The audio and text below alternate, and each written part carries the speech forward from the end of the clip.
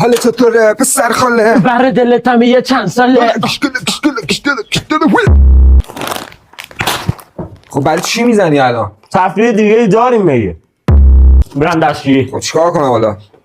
چیکار کنم که غذا نمیخوای مگه؟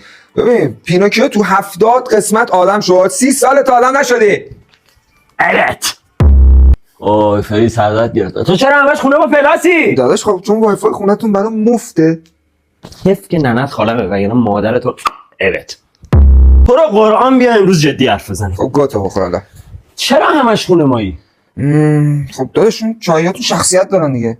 یعنی چی چایاتون شخصیت دارن؟ نخورمش ناراحت میشه. ها یه بخورش پس ناراحت نشه. آدم نمیشی نه؟ الت.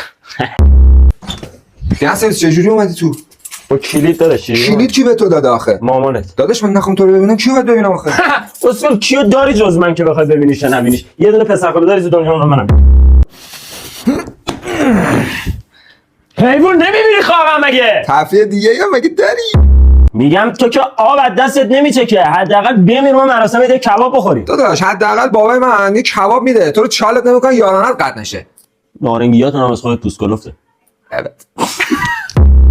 شکر دیگه مستقل شدم. خدا رو شکر. بله میرم خونه خودم. شرت کم کجا داری میری اسکل؟ علی تو خیلی اسکلی. بیا توی چای بخوریم بیا.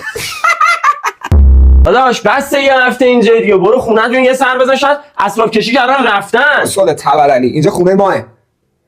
Evet.